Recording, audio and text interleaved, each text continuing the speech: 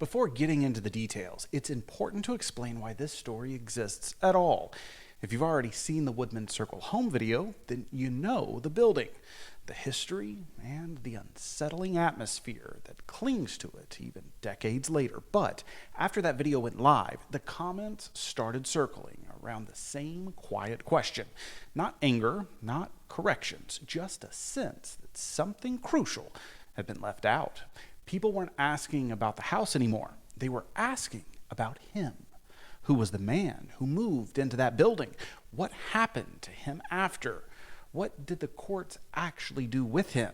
And what happened once the headlines faded and the cameras left? Because that's usually where the real story is hiding, not in the dramatic moments, but in the aftermath that nobody sticks around to watch. Oh, and just a quick disclaimer before we get started.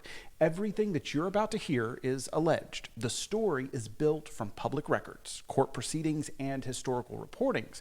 But I'm presenting it as a narrative, not as a legal ruling. So yes, it's rooted in real research and in real cases, allegedly. And now that that's covered, let's get into it.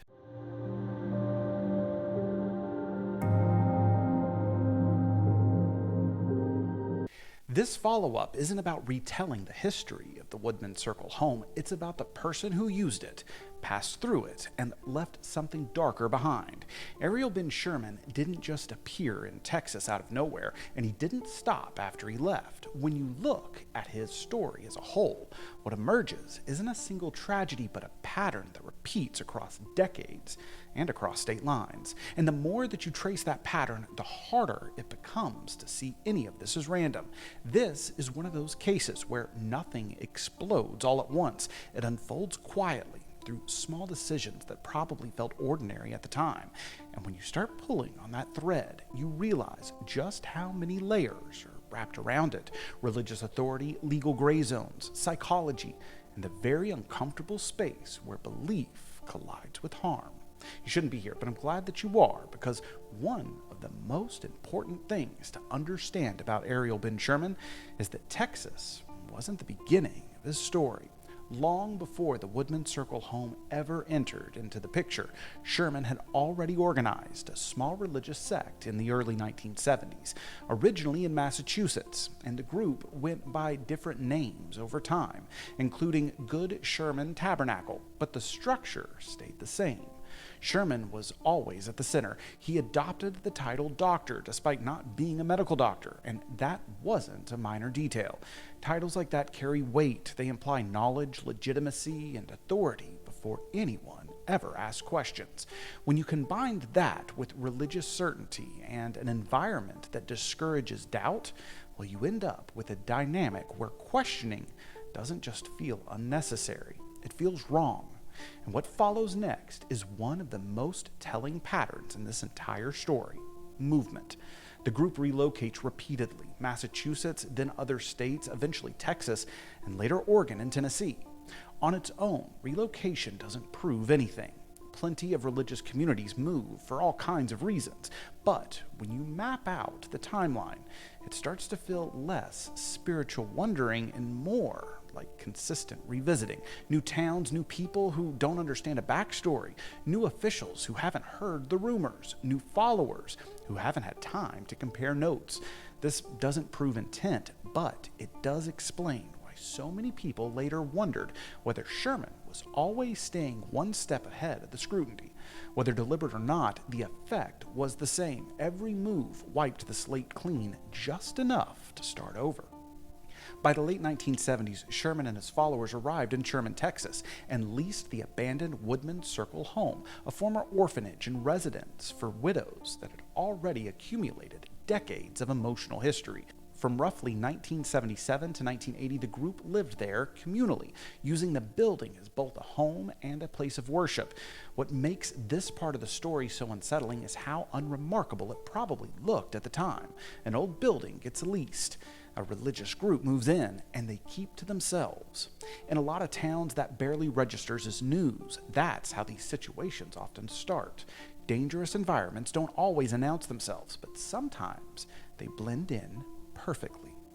Locals later recalled that the group didn't always appear overtly strange. Members could look normal when they were out in town, but they traveled together, they spoke in family language, and they revolved around Sherman's authority. And that's a subtle but critical detail, because redefining family is one of the fastest ways to seal a group off from the outside world. By around 1980, the group leaves the Woodmen circle home abruptly, and some locals claimed unpaid bills were left behind, though the details of that are murky. What matters more is the lack of closure. The group vanishes, and the building is left behind as a question mark. When that happens, places like this don't become abandoned. They become accused. Every strange sound, every rumor, every symbol discovered later gets pulled into the gravity of what people think might have happened there. The most disturbing chapter connected to Sherman's teachings involves a teenage girl who developed a massive tumor, later described as basketball-sized.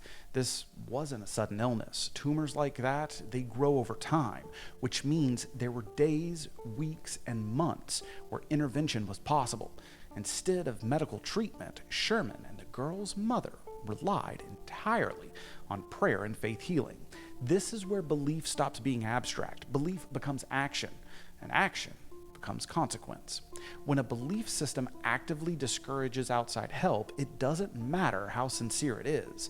The outcome becomes physical, permanent, and irreversible. The girl eventually died from untreated cancer, and the community was horrified. The case raised a question that the legal system still struggles with today. Where does religious freedom end, and where does a child's right to medical care begin?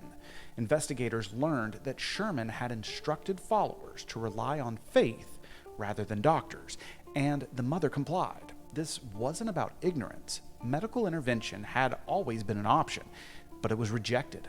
Texas authorities brought charges related to child abuse and neglect, but the legal outcomes were complicated by the laws at the time, which focused primarily on parental responsibility. Sherman did not serve a long prison sentence in Texas, and by the early 1980s, he was free, continuing his activities elsewhere. That lack of a clear, satisfying resolution is part of why the story never really settled. It lingered, resurfaced, and quietly followed him into the next chapter. After leaving Texas, Sherman continued relocating, and by the mid-1980s, he had established another communal environment in Oregon. This is where the story takes an even darker turn. Authorities removed children from the group amid reports of extreme punishment and abuse. Descriptions from that period include prolonged confinement, physical restraint, and conditions that go far beyond strict discipline.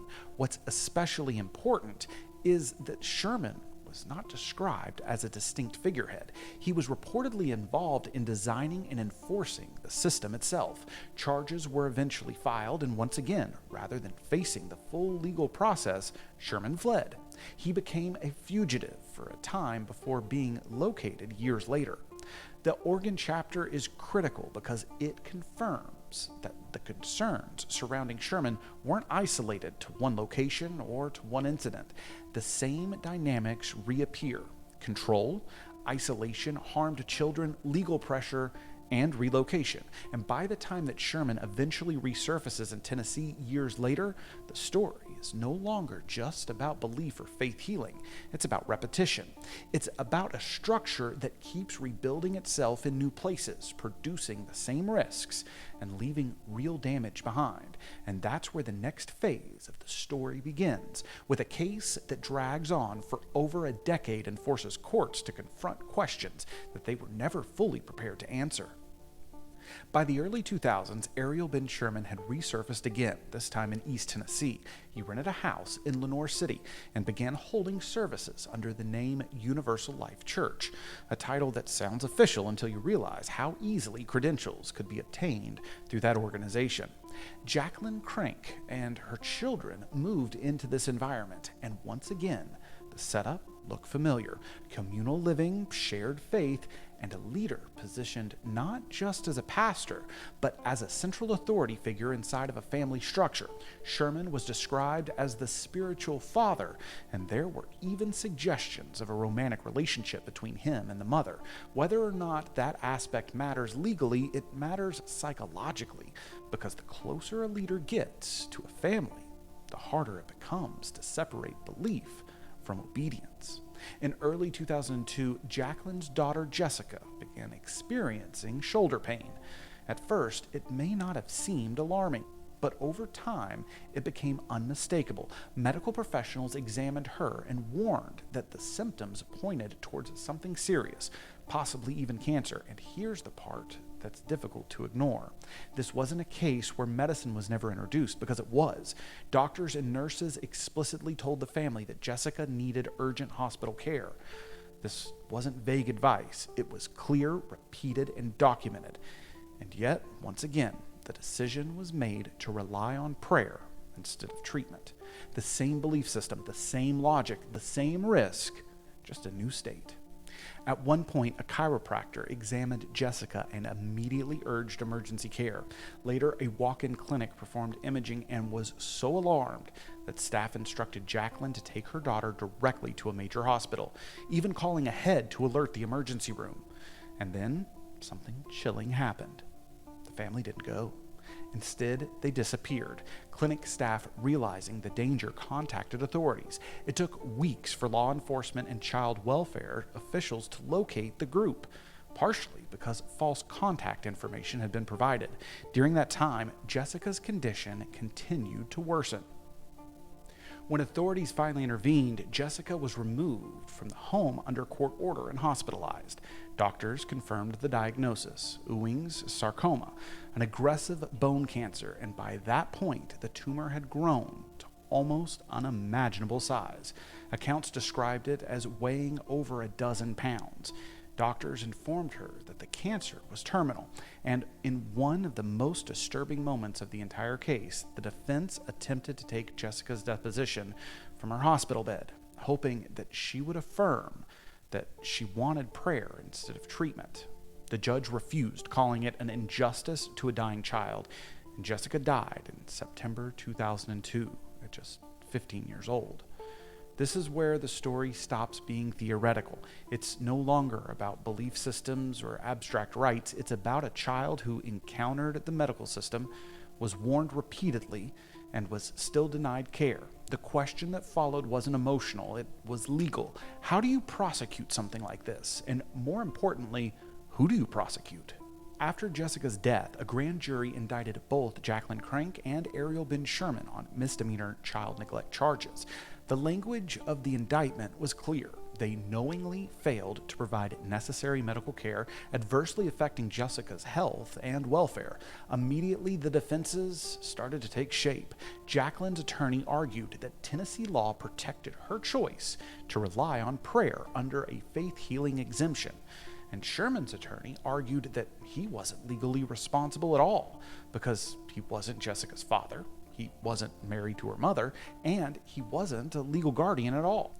A trial judge initially agreed with both arguments and dismissed the charges entirely. And for a moment, it looked like the case was over. But prosecutors appealed, and this is where the case quietly transformed into something much bigger.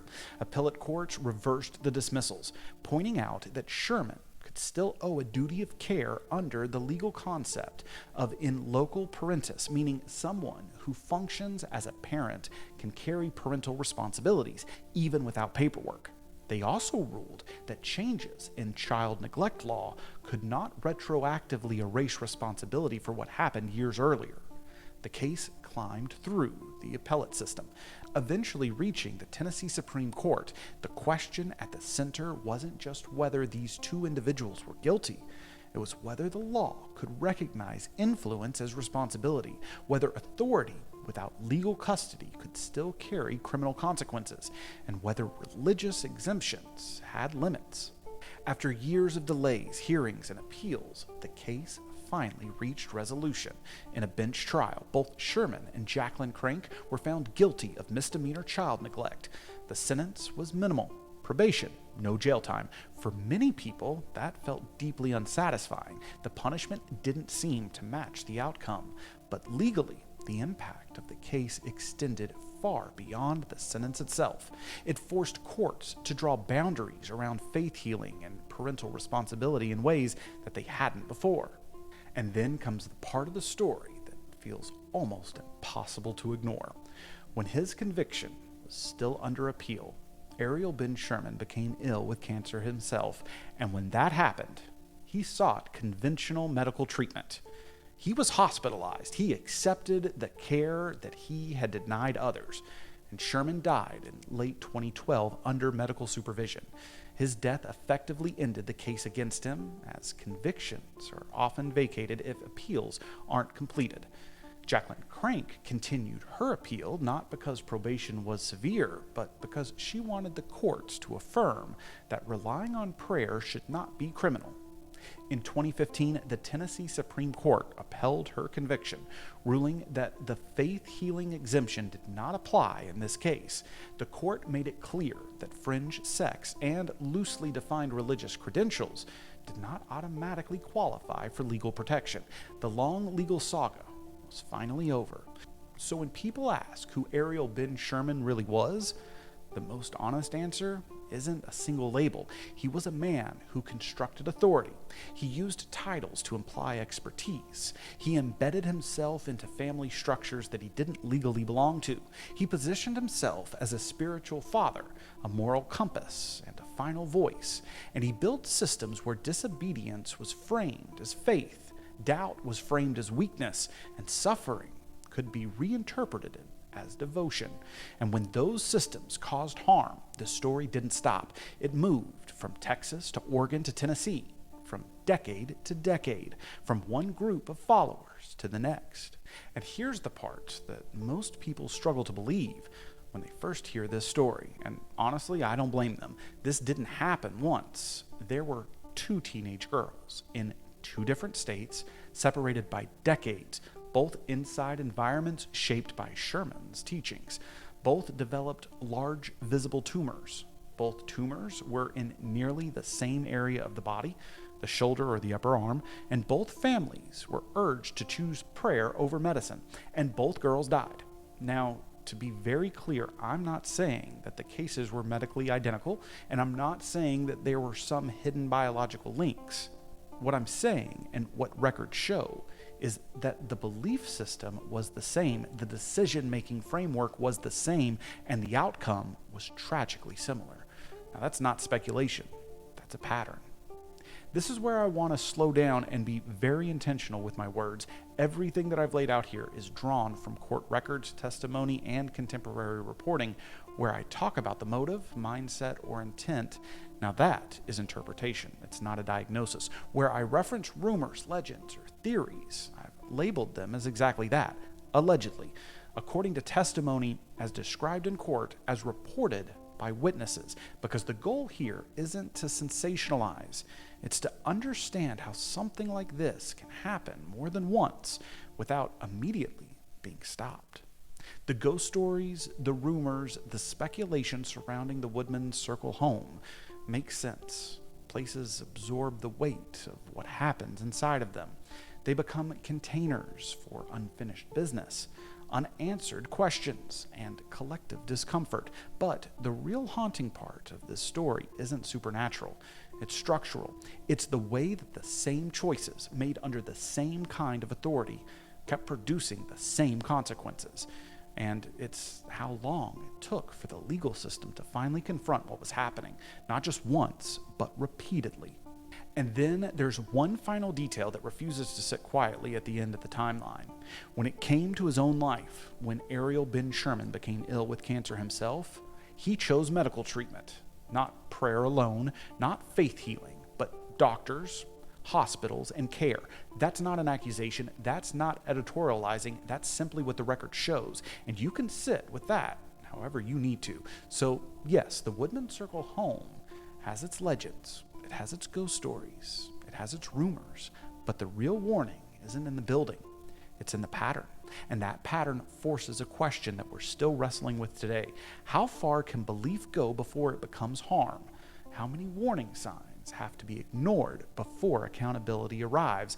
And how many times does a story like this have to repeat before someone stops it from happening again?